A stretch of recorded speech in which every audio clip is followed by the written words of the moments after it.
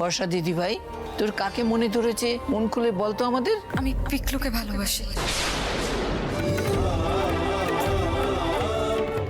আমি ওকেই বিয়ে করতে চাই।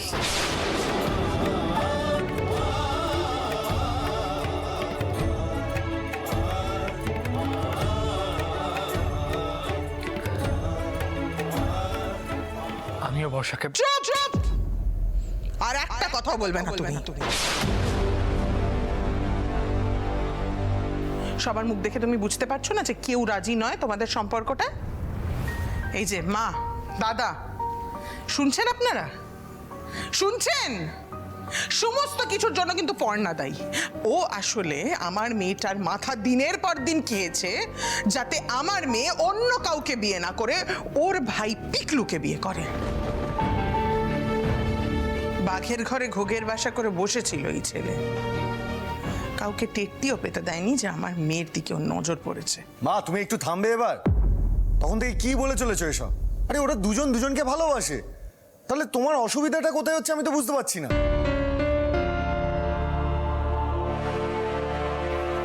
পিকলু, ভয় পেয়ে চুপ করে দাঁড়িয়ে থাকিস না, সবাইকে বল।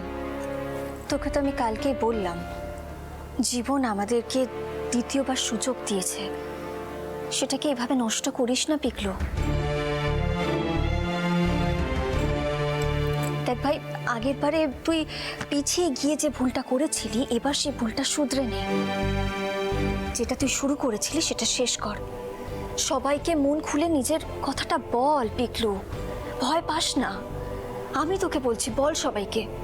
একবার ওই মেয়েটার দিকে তাকিয়ে দেখ, ওই মেয়েটা কিন্তু তোর উপরে ভরসা করে রয়েছে পিকলু। শোনো মেজব, তুমি একে মাথা মোটা, তার উপরে চোখে ঠুলি পড়ে আছো, তাই তুমি বুঝতে পারোনি। আমরা ঠাড়ে ঠোড়ে ঠিক বুঝতে পারি যে এই দুজনের মধ্যে একটা সম্পর্ক আছে। বাহ বাহ, চমৎকার দাদা। বুঝতে পেরেছিলেন সবই, অথচ বলেননি, এদিকে কোনো প্রতিবাদও করেননি। আমি তো অবাক হয়ে যাচ্ছি দেখে। মেজে বৌমা, তোমার মতো তো মাথা খারাপ হয়নি আমাদের। আমাদের মাথা ঠিক আছে। দুটো ছেলে মেয়ে একে অপরকে ভালোবাসে, এতে হঠাৎ সবাই প্রতিবাদ করতে যাবে কেন? আর পিকলুকে আমরা এত বছর ধরে চিনি, কত ভালো ছেলেও। আমার ওকে নাচ জামাই হিসেবে খুব পছন্দ। বর্ষা দিদি ভাই আর ও যদি একে অপরকে ভালোবাসে, বিয়ে করতে চায়, আমি কিন্তু তাতে রাজি আছি।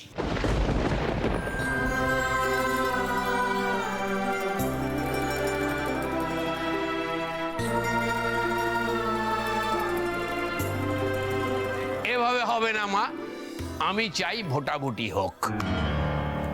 আমরা মেয়ের বাড়ির লোক, মেয়ের বাড়ির তরফ থেকে আমি রাজি আছি পর্ণা।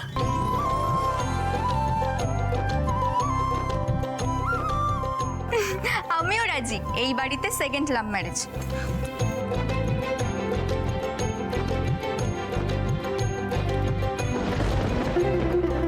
পর্ণা, তুমি তো এখানে বরপক্ষ, এবার তুমি বলো তোমার মতটা কি? মানে বর্ষাকে তোমার ভাইয়ের বউ হিসেবে কেমন মানাবে? জেঠু, ওরা দুজন দুজনকে পছন্দ করে ভালোবেসে যখন বিয়ে করতে চাইছে, সেখানে তো আমাদের কোনো আপত্তি করার জায়গাই নেই, তাই না? হ্যাঁ, ওর তো পোয়া 12, ও তো এটাই চায়। আপনিও আর জিজ্ঞেস করার লোক পেলেন না দাদা? আর এই যে বাবুর বাবা, তোমায় বলছি, খবরদার তুমি এই বিয়েতে কোনো রকম মতামত দেবে না। দেখো বাবুর বাবা, তুমি আর আমি কিন্তু মেয়ের বাবা মা। আমরা যদি মত না দিই, বিয়ে কচু পোড়া হবে। ঠিক, আমাদের চাওয়াটাই তো আসল। পিকলু,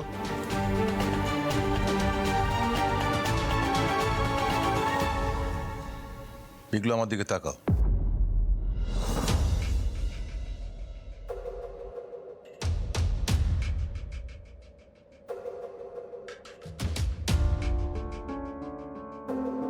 সব সময় এইভাবে সোজা থাকবে। যদি তুমি কোনো ভুল না করো, অন্যায় না করো, কারোর কাছে কোনোদিন মাথা নত করবে না।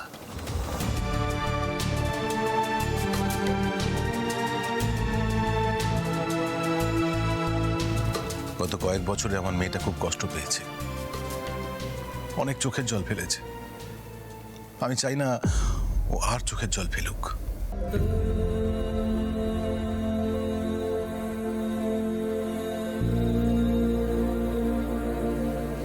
পিকলু, তুমি পারবে আমার মেয়েটাকে ভালো রাখতে, আমার মেয়ের মুখের হাসিটা চিরকাল বজায় রাখতে? পারবে তুমি? এইটুকুই আমার চাওয়া পিকলু, বলো পারবে তুমি?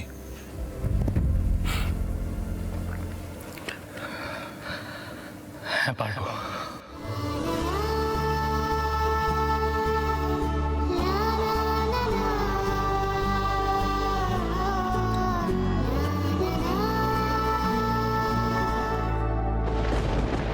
কাকু, আমি আপনাকে কথা দিলাম আমি বর্ষাকে ভালো রাখবো।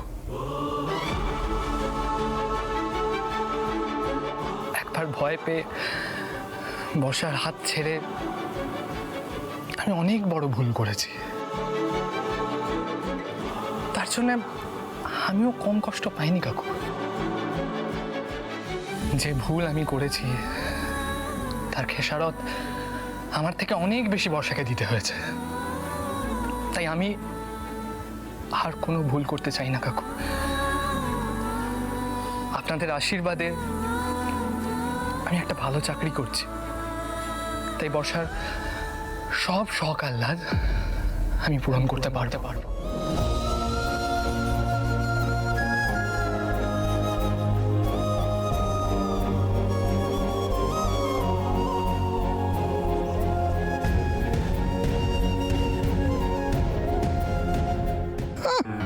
কি এমন চাকরি করে রে?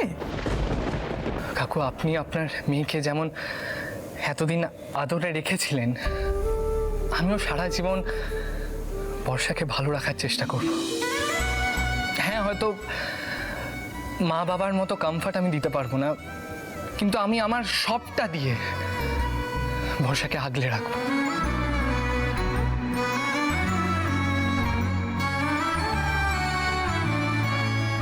আপনাদের ভরসার অমর্যাদা আমি কোনোদিনও করব না।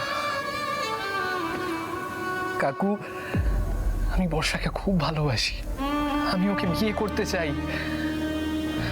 প্লিজ রাজি হয়ে যান কাকু, প্লিজ।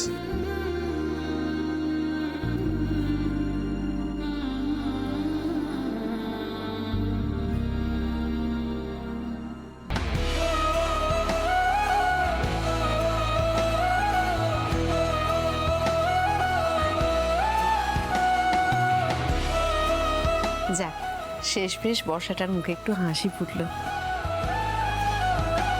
না না পিকলু, তুমি আমার জামাই, তোমার জায়গা আমার বুকে। এসো এসো জামাই, এসো।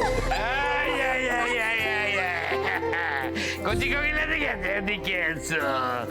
সত্যি তোমার সাহস আছে বলতে হবে, হবু শ্বশুরের সামনে দাঁড়িয়ে সব কথা ঘর করে বলে দিলে। আরে জেঠু, প্যার কিয়া তো ডরনা ক্যা? আরে শালাবাবু, আমার বোনের সঙ্গে বিয়ে হচ্ছে, আমার বোনের সঙ্গে, আর কারোর সঙ্গে না, আমার বোনের সঙ্গে। হ্যাঁ, একেবারে বুক চিতিয়ে তুমি দাঁড়িয়ে। সত্যি পিকলু, তোমার সাহস আছে। অবশ্য হবে নাই বা কেন, কার ভাই দেখতে হবে তো। বৌদি ভাই, তুমি ছিলে বলেই এটা সম্ভব হলো। ধ্যাৎ, চুপ করো তো। আর এই যে বর্ষা, শোনো, আমার ভাইটাকেও একটু ক্রেডিট দাও, নালে কিন্তু খুব রেগে যাবে। আরে কি বলছো, সাহস থাকবে না? আরে বাবা, দত্ত বাড়ির হবু জামাই বলে কথা। শোনো কচি কোকিল, তোমার কিন্তু প্রমোশন হচ্ছে। ছেলে মেয়ে, ওদের বাবা, সবাই সবাই আমার শত্রুর। কিন্তু পুজোর মাসে বিয়ে কি করে হবে? কেন ঠাম্মি? এই সমাধান তো মা নিজেই দিয়ে দিয়েছেন। আরে বাবা, আমরা তো রেজিস্ট্রি করিয়ে দেব না, মানে সই করতে তো আর কোনো আপত্তি নেই। বেশ, শুভ কাজ যত তাড়াতাড়ি হয় ততই ভালো। হ্যাঁ ঠাম্মি, আমি আজই রেজিস্ট্রারের সাথে কথা বলছি, কালই হবে বর্ষা পিকলুর রেজিস্ট্রি ম্যারেজ। খুব ভালো।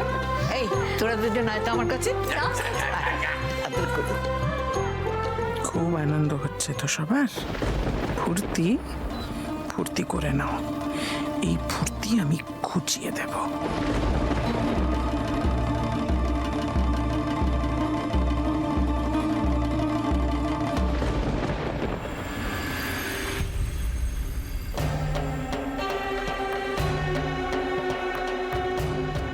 এবারের কেউ কোনোদিন আমার পাশে থাকেনি, কেউ না, কোনোদিন নয়, শুধু আমার বাবু ছাড়া। আর সেই বাবুকেও পর্ণা আমার কাছ থেকে কেড়ে নিয়েছে। পর্ণার ভাইয়ের সঙ্গে আমি কিছুতেই আমার মেয়ের বিয়ে দিতে পারি না। পর্ণা, পিকলুর সঙ্গে আমি বর্ষার বিয়েটা কিছুতেই তোমায় দিতে দেব না। ওই ছেলের হাতে আমি আমার মেয়েকে তুলে দেব না, দেব না, দেব না, দেব না। কিন্তু কে আমাকে সাহায্য করবে? ওরা তো সবাই একসঙ্গে, আর আমি তো একা। কি করবো?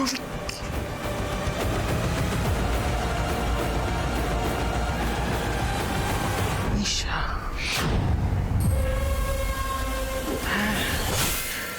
একমাত্রই ঈশাই পারবে পর্ণাকে শায়েস্তা করতে। আমি জানি ঈশা যা যা করেছে ভুল করেছে এখন অবধি। আমি জানি ঈশা খুব খারাপ মেয়ে, খুব খুব খুব খারাপ। কিন্তু বেশি ভালো হতে গিয়ে আমি তো আমার মেয়েটাকে জলে ভাসিয়ে দিতে পারবো না, তাই না? তাই এই বিয়েটা পণ্ড করার জন্য, পর্ণার মুখে ঝামা ঘষে দেওয়ার জন্য ঈশার মতন খারাপ মেয়েকেই আমার চাই।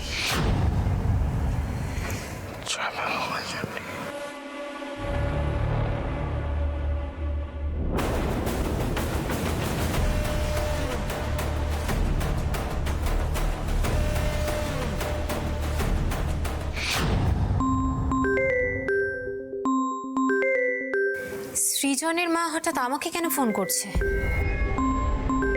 এটা আবার পর্ণার কোনো ফাঁদ নয় তো?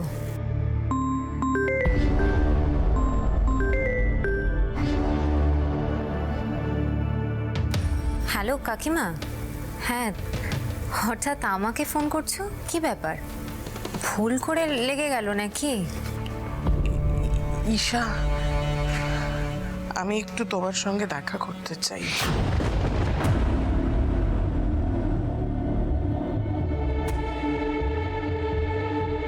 দেখা? আমার সাথে? কেসটা কি বলো তো? সেটা যদি ফোনেই বলে দেওয়া যেত তাহলে তো মিটেই যেত। বলছি আজকে দেখা করে কথা বলি। দেখো এর মধ্যে পর্ণা কোনোভাবে... আরে পর্ণা কেন ঈশা, কেউ জানতে পারবে না। ঠিক আছে, তুমি আজ সন্ধেবেলায় চলে এসো।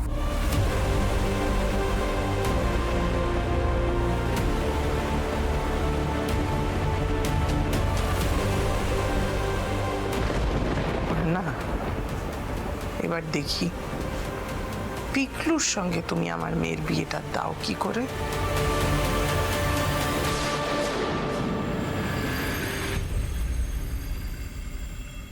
এই দেখো ঠাম্মি, এই বেনারসিটা বর্ষা কালকে পরবে।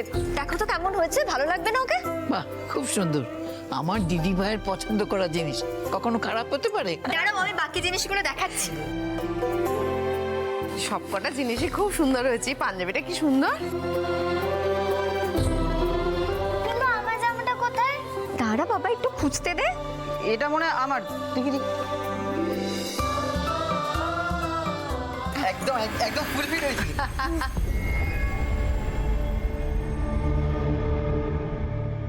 বর্ষা, তুমি যাও মাকে ডেকে নিয়ে এসে এই জিনিসগুলো দেখাও, তাহলে কিন্তু মায়ের মনটা একটু ভালো হবে।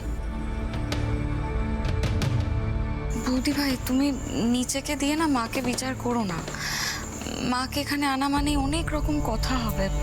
সবাই ভালো মুডে আছে, থাক না।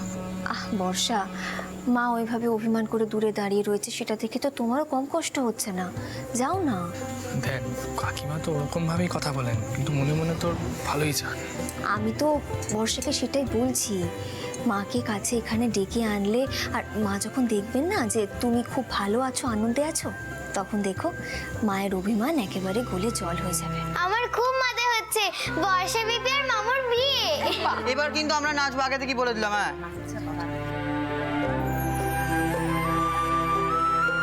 মা, বলছি তুমি এখানে একা একা কেন দাঁড়িয়ে আছো? চলো না, সবাই ওখানে দেখছে, তুমিও দেখো, চলো। মেজবু, এরা কত কিছু কেনাকাটি করেছে, একটু দেখো। দেখার কি আছে মা? অর্ণা যখন সব জিনিসপত্র কিনে এনেছে নিশ্চয়ই খুব সুন্দর সেগুলো।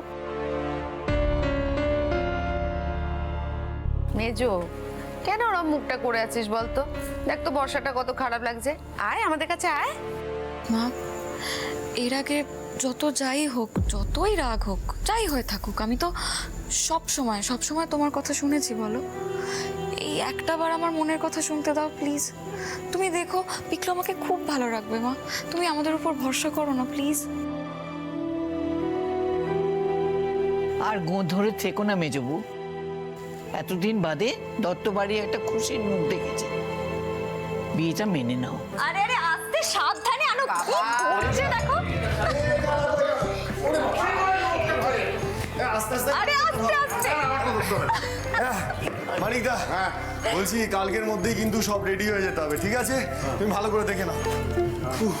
আরে তুই চিন্তা করিস না, দত্তবাড়ি একমাত্র মেয়ের বিয়ে বলে কথা, এতটুকু ত্রুটি হতে দেবো না, দেখে নিস। ব্যাস ব্যাস ব্যাস, আর সানাই কিন্তু আজ থেকেই বাজবে। আরে আমার 10টা নয়, একমাত্র শালাবাবুর বিয়ে হচ্ছে। হ্যাঁ ঠামি, বলছি একটা কথা ছিল। কি কথা?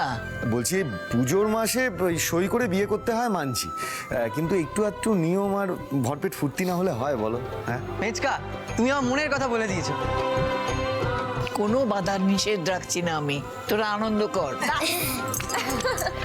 পিকলু, তুমি তো বাবুর বাবার সামনে দাঁড়িয়ে দাঁড়িয়ে বড় বড় কথা বললে। বিয়ের পরে নিশ্চয়ই দত্ত বাড়িতেই থাকছো ঘর জামাই হয়ে?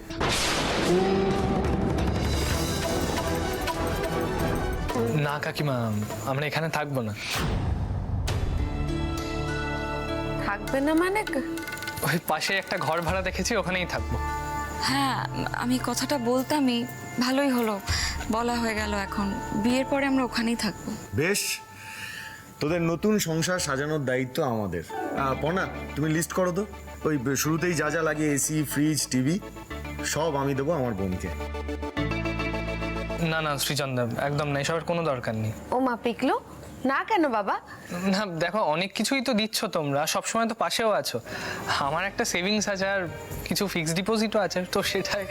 আরে শালাবাবু, দেখো আমি জানি তোমারও তোমার দিদির মতো আত্মসম্মান বোধ একদম টনটনে, কিন্তু এগুলো না তোমার জন্য নয়, এগুলো আমি আমার বোনকে দিচ্ছি। আর তুমি বরং তোমার যে জমিয়ে রাখা টাকাগুলো আছে সেগুলো দিয়ে একটা ফ্ল্যাট নেওয়ার ব্যবস্থা করো। হ্যাঁ দেখো, ভাড়া বাড়িতে কতদিন থাকবে বলো তো? হ্যাঁ, এটা কিন্তু একদম ঠিক কথা বলেছে। করো তোমরা বিয়ে নিয়ে পঞ্চবার্ষিকী পরিকল্পনা, তোমাদের একটা আশাও পূরণ হবে না। বর্দি, আমি একটু আসছি মন্দির থেকে, তোমার যদি মনে হয় পরে এসো। ও মা, কি ব্যাপার বলুন তো? মেজো হঠাৎ আমাকে ছেড়ে একা একাই মন্দিরে 7 তাড়াতাড়ি ছুটলো। যাক যাক, ওকে মন্দিরে যেতে দাও, ঠাকুরের সামনে দুদণ্ড বসলে মতি স্থির হবে। গেছি সব ঠিকঠাক হয়ে গেছে। বুঝলে বড় বউ, ওই ম্যারেজ রেজি কি ওটাই, হ্যাঁ ওই সাথে গেছিলাম, পাকা কথা হয়ে গেছে, ঠিক 5টার সময় চলে আসবে। হ্যাঁ, মেয়ের বিয়ে পাকা করে এলাম। বাবা, তাহলে এখন মিউজিক টাইম। আমি বক্সটা রেডি করি, তুই যাতে গান চালা। একদম, আমি চালাচ্ছি। যাও যাও যাও, লজ্জা পেয়ে। জানি যা, বক্স রেডি।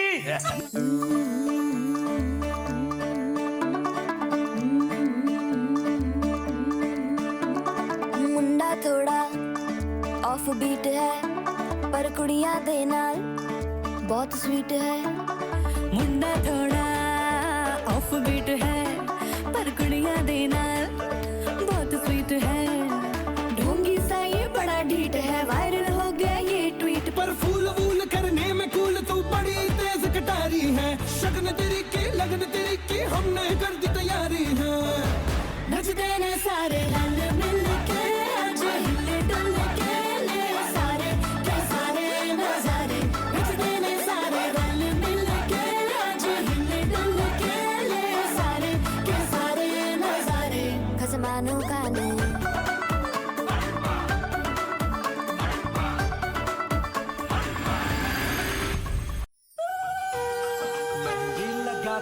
देखना।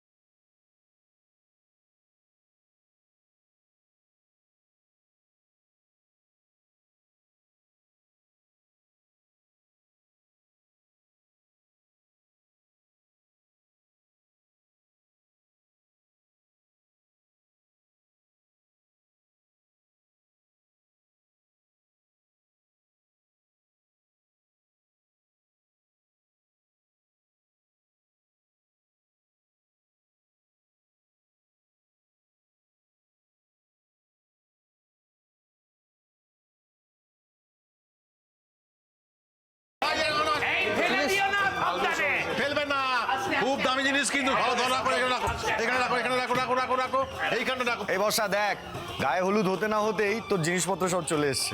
অ্যাডভান্স বুঝলে, অ্যাডভান্স এসে গেছে। আমরা দেখবো না ওটার মধ্যে কি কি আছে? দেখবো তো, আমরা সবাই মিলে একসঙ্গে দেখবো।